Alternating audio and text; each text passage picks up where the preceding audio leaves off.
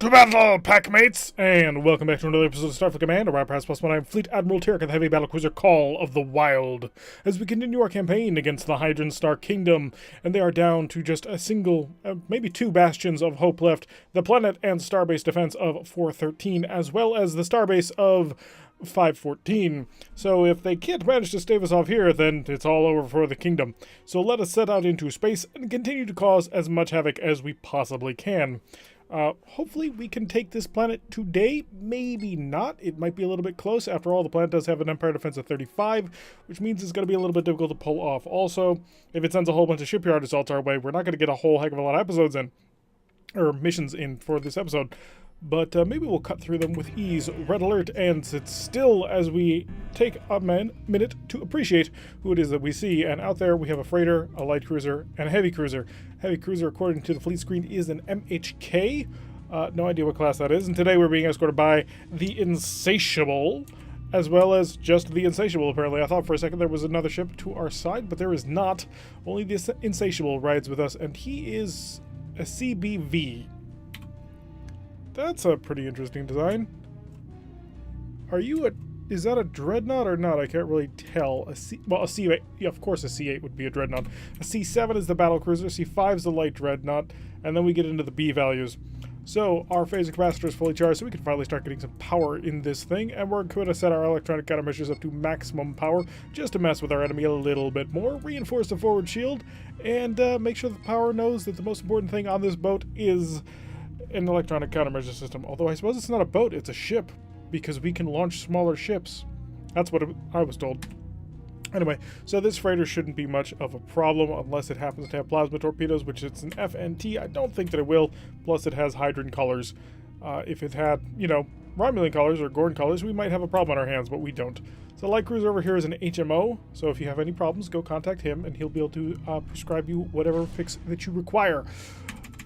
Let's pick up the speed a little bit more. Let's go into the power settings and see how much power we have in that shield, and we're going to sap a little bit more from it. So I've been having a good week, mainly because Trek Yards has started streaming Starfleet Command, which is awesome. And then we had a fairly fun stream just the other day where we sort of took a look at how Starfleet Command can be played when you finally get all these mods going. It's a little bit of an abbreviated version of basically what this entire series is about, but I had a whole bunch of fun doing that stream that day. It's always fun to stream with everybody. That sort of interaction and chat, it's so much different from just recording, and it's a heck of a lot of fun. I wish I had more time to do it, just because I enjoy it so very much. Let's see how many killer bees we're dealing with. A pretty decent number, actually. So I'm going to set this to a value of 2. And 3. 4. Oh, that's a problem. I shot at the wrong target. Can't shoot you. Phasers. There we go. I think I do not have my phasers on hyper-aggressive mode. In fact, I'm positive I don't have them on overload, but now they are on overload. Klingon fighters showing up to support us, which is probably the most teamwork I've ever seen the Klingons give anybody. Sending 2 squadrons of fighters to escort us through this? That's pretty cool. I've never actually experienced this kind of support. Wow. Maybe the Klingons finally got the letter. Which, thank you for writing the letter. It was very interesting to read. So it looks like the Klingons have I'm targeting allies. It looks like the Klingons have finally decided that they're actually going to get involved in this war and felt shame from the letter, which was expertly crafted and set the perfect tone of just, what the hell, Klingons? I think we're being chased by somebody. Yeah, the HMO is deciding that it wants to shoot at us, but we're not super concerned at this point. He's still flying away from us, although we're catching up pretty well because we're zipping along at a pretty high speed. We're going to set our ESG down to minimum values. Kick that sucker out, and we're going to ram right into him. Phasers, of course, becoming our primary weapon, mainly because all of our other weapons take so very long to charge. And I will take the opportunity to shoot through a weakened down shield, cut through most of it, and hit him again, and I think I'm out of everything. No, we had a single disruptor. It was just enough to do the job. Excellent. By the way, what kind of Stardocks are we dealing with? Federation Stardocks. That's just fine. Activate the defensive tractor beams, because we have a lot of incoming. And we're also going to come in here and activate all phasers can shoot at absolutely everything. So HMS Palace is our next target. He has 4 4 fusion cannons, although he's down to 3 because we broke one of them. And disruptors are not yet ready to begin plinking away at him, nor do we have forward shields. Although we have a defense shift of 2, so that's worth quite a bit actually. His shield's getting crunched down there by the K-Swifts. as they just completely annihilate targets.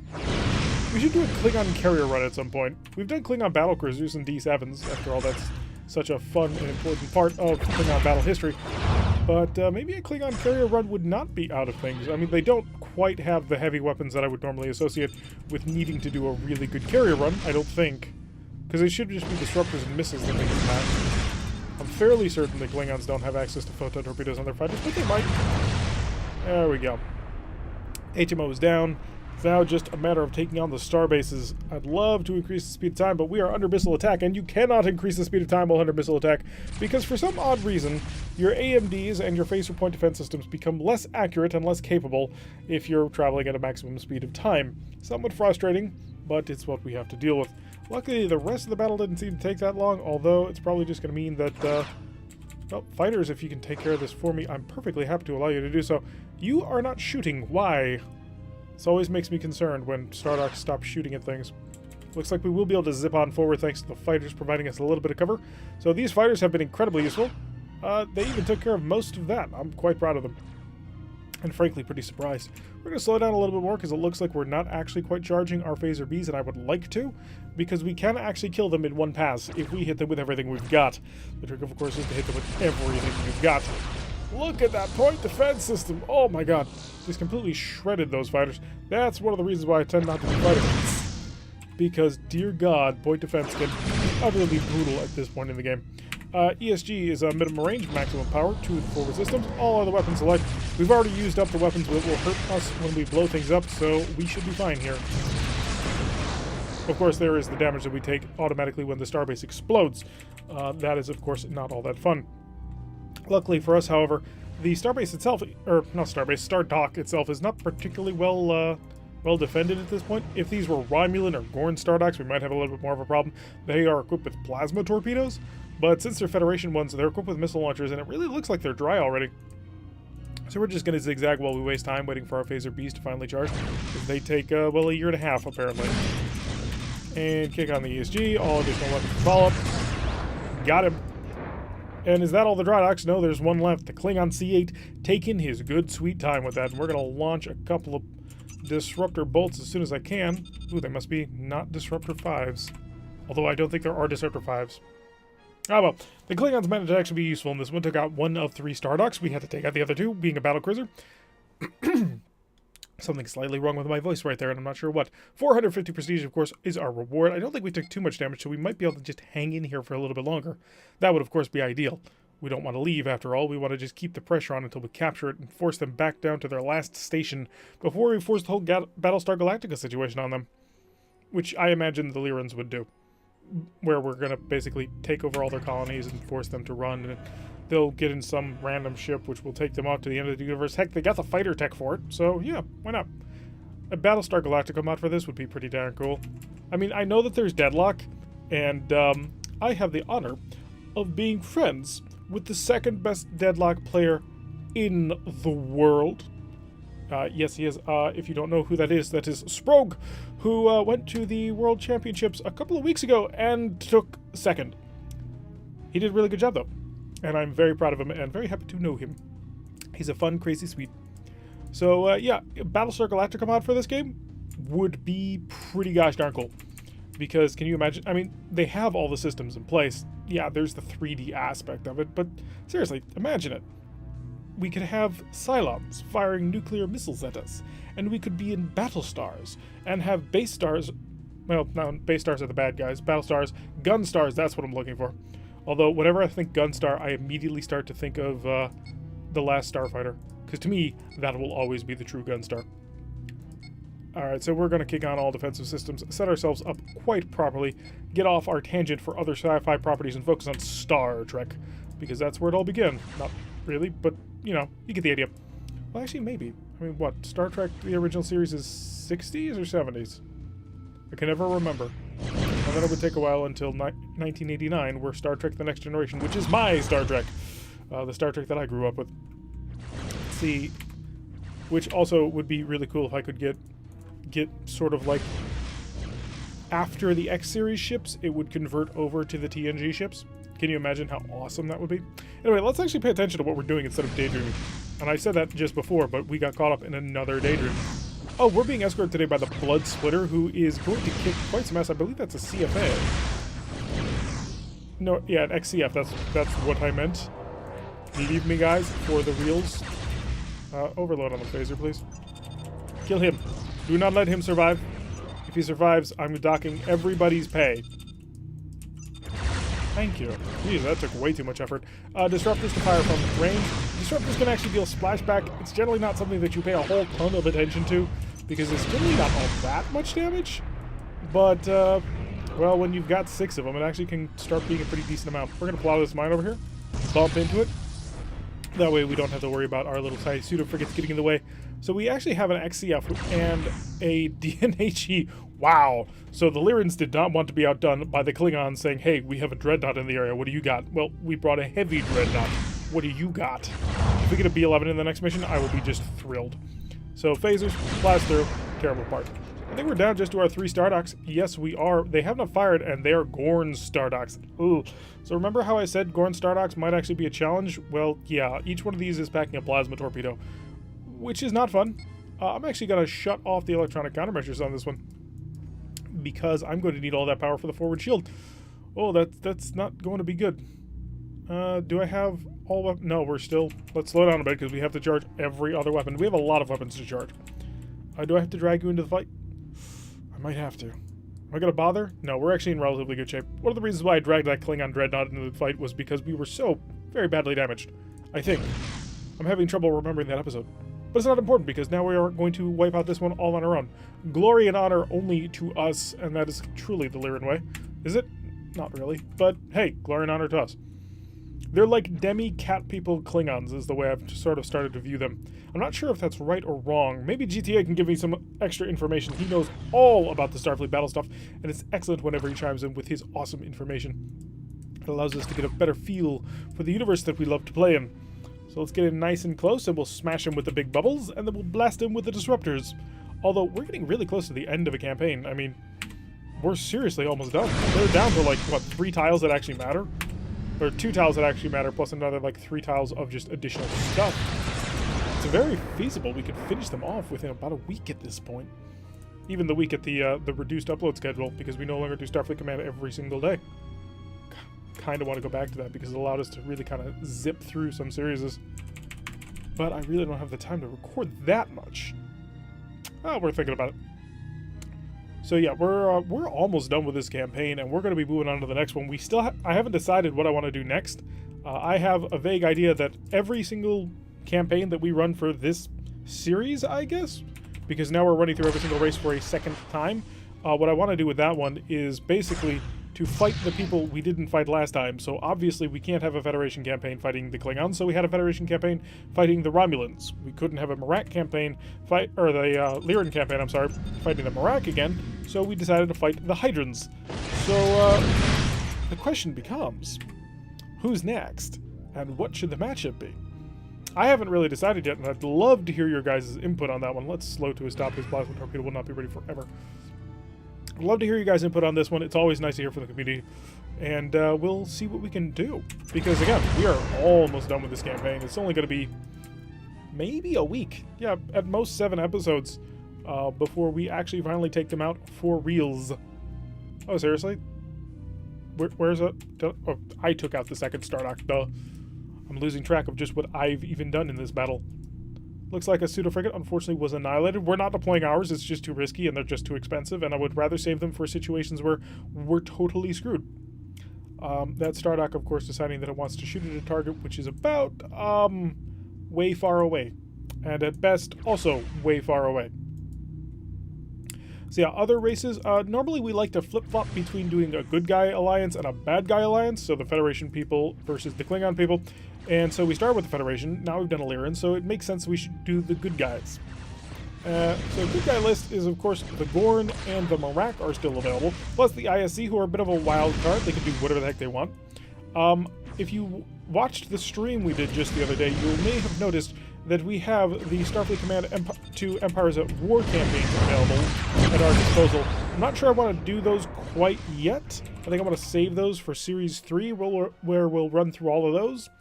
But Yeah, Marak or Gorn probably is who we want to do, and the question will be who do we fight with each of those races.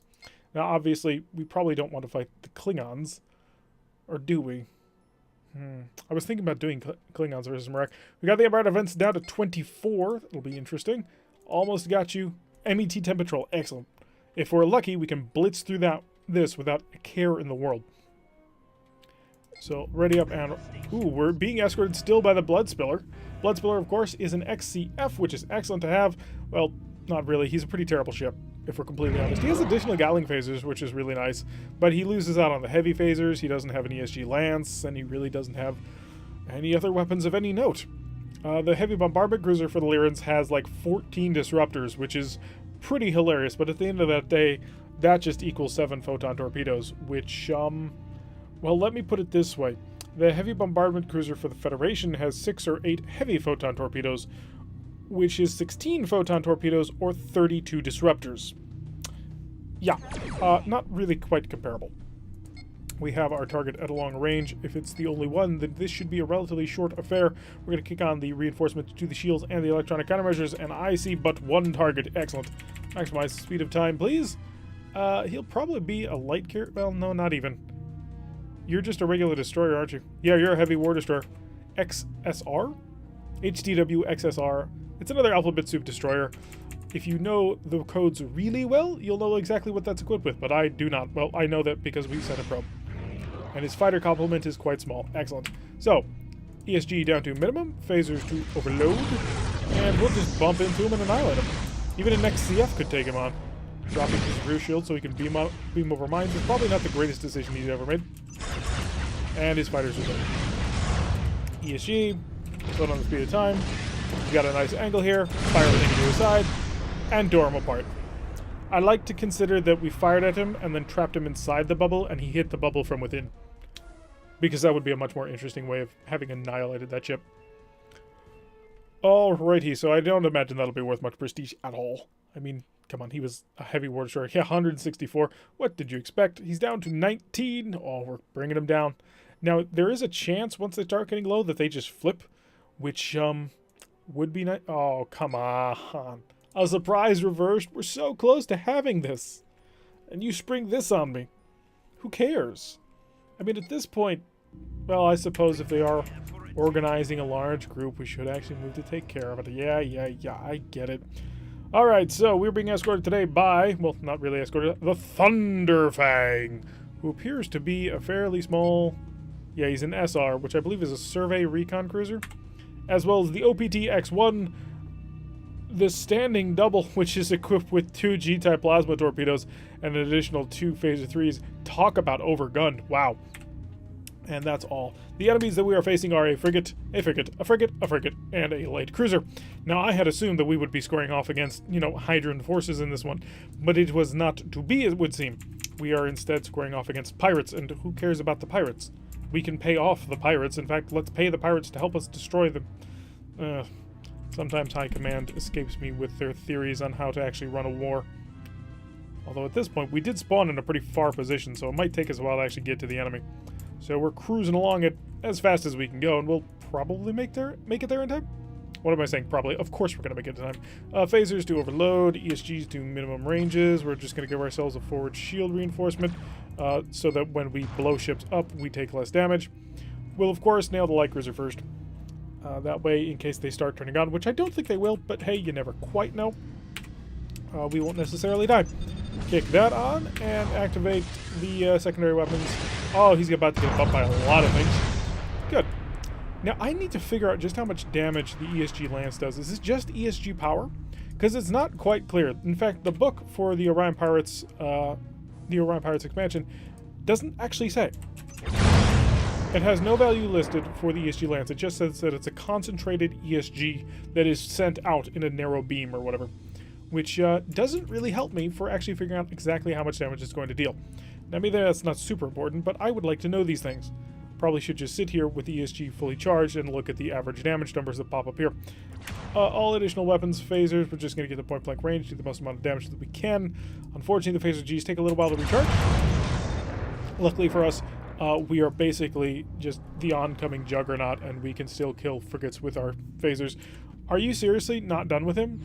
You have 2 G-type plasma torpedoes. Maybe 3.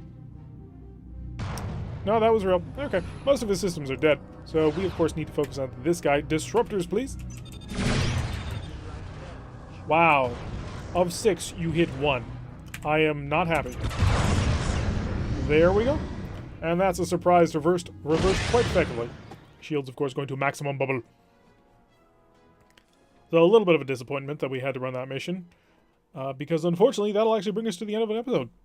With that planet still standing strong. 300 prestige. Oh, it's 1, 2, 3, 4, 5 tiles, 2 star bases, and 1 planet, of which only 2 of them are actually active, and he's down to an Empire defense of 19. But the actual capture of this planet will have to wait until next time. Until then, I've been Tarek. If you like what you've been seeing, hit that like button and subscribe. If you want to receive a notification every time I release one of these videos, press that little bell icon. Leave a comment. What do you think about what we should do for our next campaign? Which race of these massive numbers... Wow, that's actually pretty cool to watch. Should we pick up for our next show? Let me know in the comments below, and I will see you all in the next episode.